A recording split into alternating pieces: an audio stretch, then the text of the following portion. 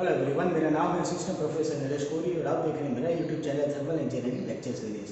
दोस्तों, heat transfer के next practical की तरफ चलते हैं, जिसके अंदर मैं आज आप लोगों को दिखाने वाला हूँ पिन फिन एपरेटस का प्रैक्टिकल। ये प्रैक्टिकल सेटअप जो आप लोगों के सामने है, इस सेटअप के अंदर हम लोग दो प्रैक्टिकल कर सकते हैं, एक नेचुरल कन्वेक्शन और दूसरा है फोर्स कन्वेक्शन। थियरी पोर्शन के अंदर मैंने आप लोगों को नेचुरल कन्वेक्शन और फोर्स कन्वेक्शन के बारे में बता दिया था कि नेचुरल कन्वेक्शन और फोर्स कन्वेक्शन बेसिकली क्या होता है। नेचुरल कन्वेक्शन मतलब ऐसी हीट ट्रांसफर की प्रोसेस जिसमें हम लोग एक्सटर्नल सोर्स से कोई भी हीट ट्रांसफर नहीं कर रहे हैं, और फोर्स कन्वेक्शन मतलब ऐसी मेथड है जिसके अंदर हम लोग एक्सटर्नल सोर्स से हीट ट्रांसफर करते हैं और फिर हमारा आउटपुट लेते हैं, मतलब कि हीट ट्रांसफर की वैल्यू फाइंड आउट करते हैं। दोस्तों, आप लोगों के सामने जो सेटअप है ये है हमारे लिए रेक्टेंगुलर पिन फिन एपरेटस। ये आप लोगों को जो सेटअप दिख रहा है, this is a rectangular fin. मैंने आप लोगों को फिन समझाया था कि फिन बेसिकली क्या होता है, फिन के कितने टाइप होते हैं। हम लोगों ने रेक्टेंगुलर फिन के लिए 3 अलग अलग केसेस की थियरी भी सॉल्व की थी। उसी तरह से ये है हमारे लिए एक प्रैक्टिकल सेटअप, मतलब कि रेक्टेंगुलर फिन।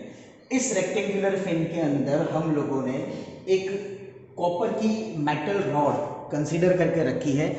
आप देख सकते हो इस इस कॉपर की रॉड के ऊपर आप लोगों को 5 जंक्शन मिलेंगे, 1 2 3 4 एंड 5। ठीक है, तो ये जो 5 जंक्शन आप लोगों को दिख रहे हैं, ये 5 जंक्शन के ऊपर आप लोगों ने देखा होगा कि 5 टेम्परेचर मेजर करने के लिए सेंसर थे, और ये जो 5 सेंसर आप लोगों को दिए गए हैं, इन सेंसर के ऊपर टेम्परेचर की वैल्यू कितनी बनेगी आफ्टर ट्रांसफरिंग द हीट, ठीक है, वो हम लोगों को फाइंड आउट करना है। अभी नेचुरल किस तरह से हुआ, यहाँ पर जो हमारा रेक्टेंगुलर फैन का जो पोर्शन है, यहाँ से atmospheric air continuously roll out होती रहेगी। ये एयर जो आप लोगों की फैन के अंदर ट्रांसफर हो रही है, इस एयर के बीच में इस एयर के सराउंडिंग में हमारे पास में पिन फैन है।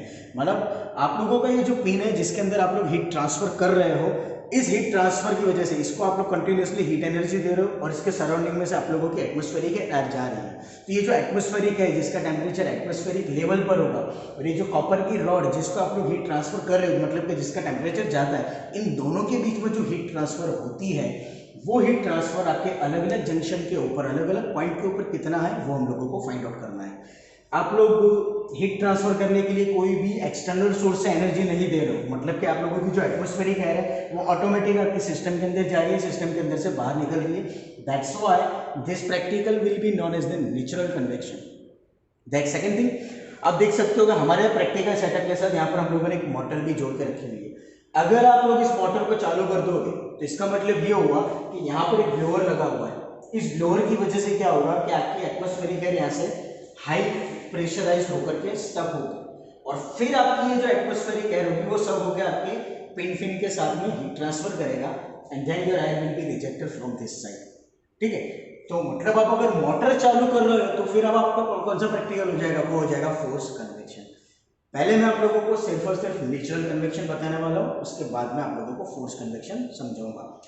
ये सेटअप भी ऐसा है कि इसको भी स्टेडी स्टेट कंडीशन में आने के लिए एटलीस्ट 3 to 4 आवर्स का टाइम चाहिए। देखो, हीट ट्रांसफर के प्रैक्टिकल इसी तरह से होता है, एटलीस्ट 3 to 4 आवर्स का टाइमिंग चाहिए। हमारे लिए इंपॉर्टेंट सिर्फ इतना है कि प्रैक्टिकल का परफॉर्मेंस किस तरह से कर रहे हैं वो आप लोगों को पता होना चाहिए।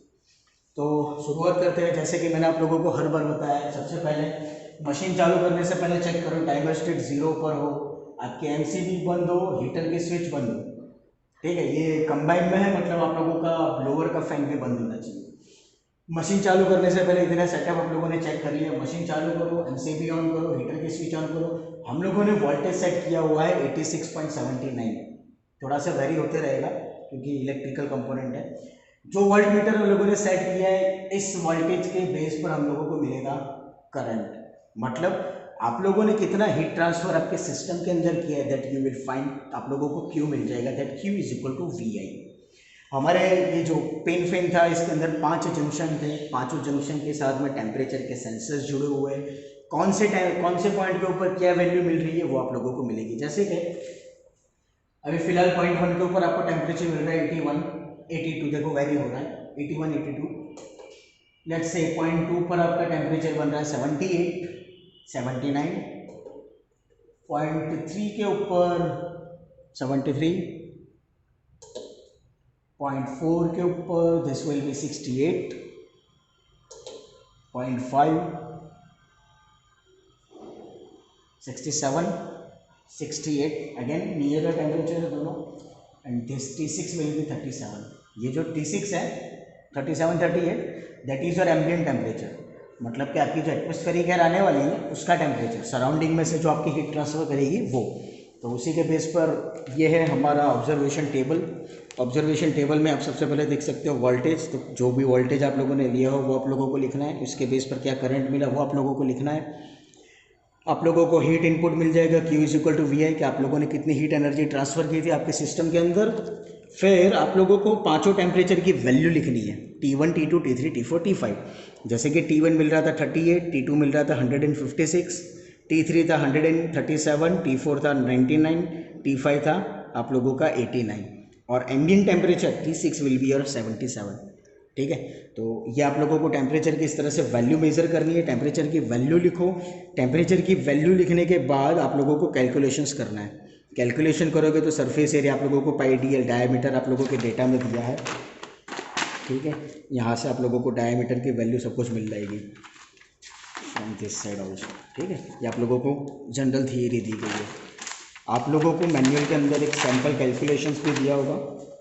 ये फोर्स कन्वर्शन है, this is the sample calculation. ठीक है, सैम्पल कैलकुलेशन में आपको फिन का मटेरियल क्या है, फिन का डायमीटर कितना है, फिन की लेंथ कितनी है, और सरफेस हीट ट्रांसफ़र का फार्मूला क्या है, उसका वैल्यू क्या बनेगा. ठीक है, ये सारी चीज़ें दी गई है.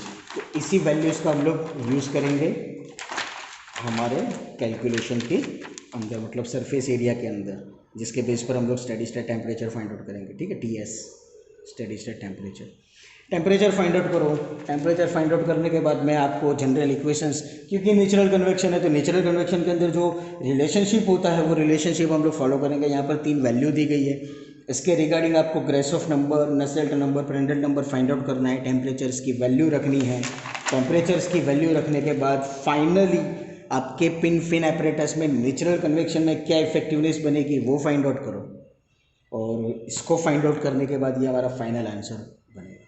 ठीक है, तो ये था हमारा नेचुरल कन्वेक्शन का एक्सपेरिमेंट, जिसको बोलते हैं पिन फिन एपरेटस. पिन का पिन जैसे साइज के फिन का यूज करके, ठीक है, जो पार्ट हम लोगों ने कंसिडर की थी वो, और ये रेक्टेंगुलर फिन, इस तरह से सेटअप तैयार करके आप हीट ट्रांसफर किस तरह से फाइंड आउट कर सकते हो, इफेक्टिवनेस कितनी होगी इस रेक्टेंगुलर फिन की वो आप लोग फाइंड आउट कर सकते हो.